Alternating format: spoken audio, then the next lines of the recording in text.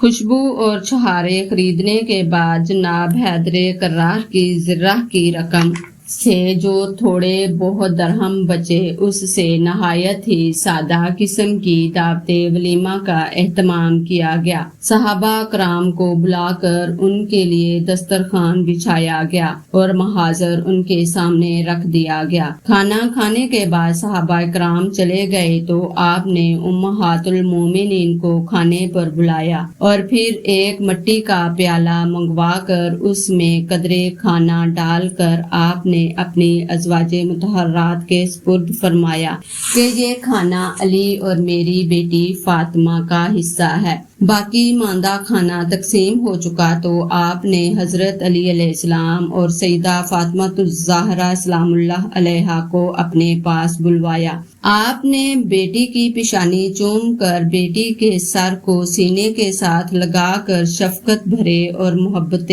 پدری میں ڈوبے ہوئے الفاظ سے اطمینان دلایا اور پھر پانی کے ایک پیالہ پر دم کر کے جناب علی اور جناب فاطمہ الزہرا کے سینوں پر تھوڑے سے پانی کے چھینٹے مار کر باقی پانی دونوں کو پلا کر کھانے کا وہ پیالہ جو ان کے لیے رکھا ہوا تھا منگوا لیا۔ پہلے وہ پیالہ جناب علی علیہ السلام کو پیش کیا گیا اور پھر باقی بچا ہوا کھانا جناب زہرا سلام اللہ علیہا کو دے دیا۔ جناب علی علیہ السلام اجازت لے کر باہر چلے گئے تو جناب سیدہ فاطمہ الزہرا سلام اللہ علیہا نے چند لقمے کھانا تناول فرما لیا۔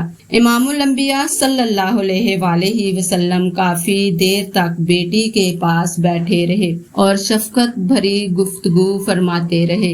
آپ آج بے حد خوش تھے اور اس خوشی کی زیادہ وجہ یہ تھی کہ آپ جناب خدیجہ الکبریٰ رضی اللہ تعالی عنہا کے ساتھ کیا ہوا وعدہ پورا فرما رہے تھے۔ آپ نے اپنی بیٹی کے نکاح کے تمام فرائض پورے اہتمام کے ساتھ خود ادا فرمائے تھے اور کسی کام کو بھی کسی دوسرے پر نہیں چھوڑا تھا۔ پھر آپ بیٹی کے سر پر شفقت بھرا پیار دے کر مسجد نبوی شریف میں تشریف لے آئے۔ تمام امہات المومنین کو بھی اس شادی مبارک کی بے حد خوشی تھی۔ رات کے وقت مدینہ منورہ کی بچیاں جناب سیدہ کے پاس جمع ہو کر دف بجا بجا کر خوشیاں مناتی رہیں۔ طبقات ابن سعد و دیگر کتب سیر میں ولیمے کے متعلق اس طرح بھی مرقوم ہے کہ جب حضرت علی کرم اللہ وجہ الکریم کے ولیمے کا ذکر چلا تو جناب سعد رضی اللہ تعالی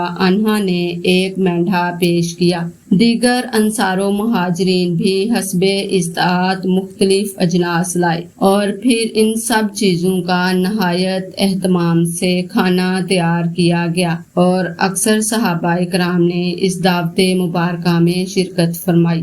ایک صحابی فرماتے ہیں کہ اس دعوت میں جو کھانا تیار ہوا وہ بے حد لذیذ تھا۔ کچھ روایات ایسی بھی ملتی ہیں کہ جناب علی علیہ السلام نے زرہ گروی رکھ کر کچھ جو حاصل کیے تھے وہ بھی اس دعوت کے اہتمام میں شامل کیے گئے۔ سیدہ فاطمہ الزہرا رضی اللہ تعالی عنہا کا نکاح حضرت علی کرم اللہ وجہہ کے ساتھ 2 ہجری میں خداوند تعالی کے حکم سے ہوا۔ اس وقت جناب فاطمہ الزہرا کی عمر مبارک 15 سال 5 ماہ اور 15 یوم تھی اور جناب علی المرتضیٰ کی عمر مبارک 21 سال 5 ماہ تھی۔